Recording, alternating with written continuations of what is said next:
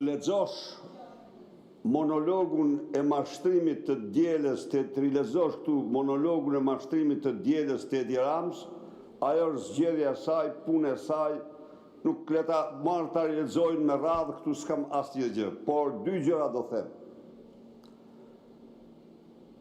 Në Republikën Helenike, 10 ditë më parë, Parlamenti Shqiptar të dashur qytetarë dhe qytetare hoqi imunitetin e 11 deputetëve vetëm për IPARD-in. Dhe me qenë se rastisi që njerin për i tyre e njëhja, pyeta për te. Absolutisht e vetëmi moment që kishte telefonuar njëherë dhe pyetur që po bëhet drejtoreshen e IPARD-it në Greqi. Kaq ishte dhe për kaq hoqi 11 imunitete. 11 imunitete. Kurse ju i keni këtu, i mbron Rama, i gjend me hajni dhe i merr në zyra si që është krivëse të tjerë. Kjo është shumë e rëndë. Së dyti për ta mbyllur pastaj edhe vetëm këtë, çfarë ndodhi me këtë zotin ministër? Ja u them të vërtetën. Shkoj në Kuçov, edhe takim me socialistët. I thot njëri për i tyre, i thot, thot, se ti do përfitosh, do kesh kaq në këto fondet që numroj, që lexoj parafolsja. I thaj, faleminderit, tha, nuk i dua. Dhe ky, pse tha? Nuk i dua se paset të më rrinë të kur një vit.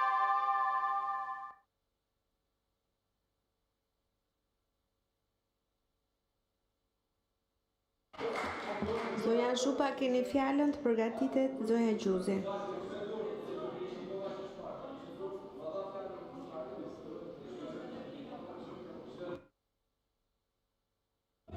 Zoti Balliu për procedurë. Tani, me qenë se ishte dhe diskutimi për imunitetet, unë kërkova nga shërbimet të na jepshin listën e diskutantëve.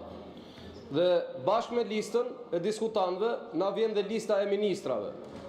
Se miqës ja kemi heqë imunitetin zonjës Balluku, po këtu na rezulton që ministra janë Toni Gogu është i pari, i dyti është Belinda Balluku. Tani kjo zonja, a vazhdon të jetë ministre apo jo, se nuk e dim. Se këtu tek ato çka na keni dhënë ju, zonja Balluku vazhdon të jetë ministre. Se kuptoj si është marrë vendimi, a vazhdon e merr rrogën si ministre apo Faleminderit zoti Balliu, faleminderit, do ta korrigjojmë. Zonja Zhupa, keni fjalën. Keni fjalën. Po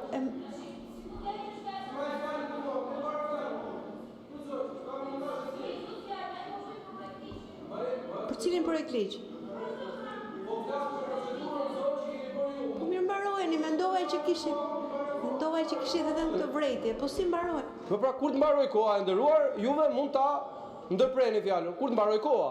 Tani, unë dua të di cilat janë procedurat që ndiqen, që kjo ka mbetur akoma ministre, në i kalon në rroga akoma zonjës ministre, në ka akoma fuqi ekzekutive zonja ministre, dhe me çfarë ligji ka qëndruar, nëse ka qëndruar, ministre zonja Balluku, cilës jo vetëm nuk i hiqet imuniteti, po në përshkresa vazhdon urdhrat t'i japi Belinda Balluku, sipas dokumentave që na dhat ju, jo që ju kemi dhënë ne. Dhe edhe kamera ta shikoj ja ku është Belinda këtu, në krah. Prandaj ju lutem të na informoni pak nëse vazhdon Belinda Balluku të jetë ministre apo jo. Zonja Zhupa, keni fjalën, të përgatitet zonja Gjuzi. Patjetër zoti Balliu, sa po ta marr informacione? Faleminderit zonja nënkryetare. Në fakt e nisëm seancën, por në pamundësi për t'ju përgjigjur fjalës pa limit të ministrave, do t'i përgjigjem tani. Edi Rama ka një merit të padiskutueshme kur vjen puna te kontributi që ka dhënë për rritjen e numrit të diasporës. është pikërisht falti që në 13 vite janë larguar 1.4 milion shqiptarë. Ky është i vetmi kontribut që ka qeveria socialiste dhe Edi Rama për sa i përket diasporës.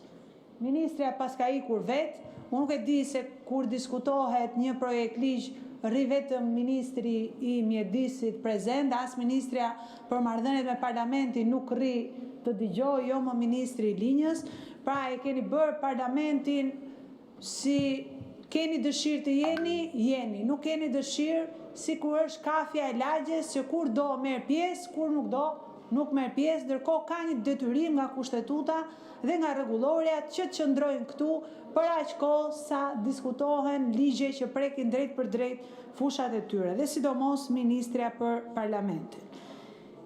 Për ta sqaruar, po i them një fakt shumë të thjeshtë.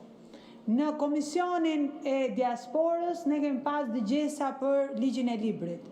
Një nga botuesët, botuesi Bujar Hudhri, solli fakte dhe tha: ambasadorët, konkretisht mori shembull ambasadorin në Shtetet e Bashkuara të Amerikës, vijnë dhe na kërkojnë ndihmë neve private për të çuar abetaren shqip në diasporë. Filloni të nderuar ministër dhe e nderuar qeveri duke bërë detyrat me diasporën, duke çuar abetaret shqip në diasporë, duke ngritur qendrat kulturore siç e kërkon ligji, duke trajnuar dhe duke përgatitur mësuesët shqiptar për të mësuar gjuhën shqipe, duke ofruar kurse për ta, sepse gjuha është themeli i rrënjve të një shteti. Dhe kjo është aja për cilën ju duhet të kishit diskutuar në samitin e diasporës. Thojni pak përfaqësuesve të diasporës dhe pyeti, në shtetet ku ata jetojnë, a kalojnë ligje me porosi? Në shtetet ku ata jetojnë, a bëhet kuvëndi rrobaqepsi që brenda 2 ditëve të kaloj një ligj siç kaloi ligjin e porteve? Ligjin e porteve e futët ditën e martë për shqyrtim në 3 komisione, ku komisioni i fundit mbaroi në orën 9 të darkës dhe e futët në rend dite për ditën e njëjtë. Një ligj i cili shkel 3 kapituj të marrëveshjes stabilizim asociimit, një ligj që shkel Kushtetutën e Republikës Shqipërisë dhe një ligj që cënon konkurrueshmërinë, cënon interesin strategjik të Shqipërisë. Që kur, të nderuar kolegë deputet, që kur mundet që një port me rëndësi strategjike, me rëndësi për menaxhimin e hapësirës bregdetare, me rëndësi për sigurinë kombëtare, të trajtohet si një pishinë private e një resorti. Ju sot, brenda lejes që i jepni një investitori strategjik, që në fakt është një mik dhe një oligark, se sot deri më sot nuk kemi një investitor strategjik që të jetë realist strategjik, të paktën të ketë një pasaport huaj, mirë të jetë biznesmen me famë se është shumë të kërkosh nga ju, janë thjesht miqt dhe që ndani ju pazaret elektorale dhe pazaret financiare, po si ka mundësi që brenda të njëjtës leje, ku ata kërkojnë parkingun, pishinën, saunën, spa, i jep kemi dhe portin. Pra portin e qytetarëve shqiptar, portin që duhet ishte pasuri publike, ne a japim si me qenë pishin private një investitori strategjik. Dhe vjen zonja që i kishin varë detyrën për të prezantuar projekt ligjin dhe thot, po bën një arritje të madhe se po heq rregullat, po bën një arritje të madhe që mos vitja marrë në një tjetër portin aty. A thua se porti ishte personal dhe po vinte po ja merrte ndonjë tjetër me konkurrencë. Ndërkohë që po, portet mund të jepen me koncesion. Po ka ligjin që i rregullon se si është gara, se si bëhet gara, kush merr pjesë dhe se si fiton.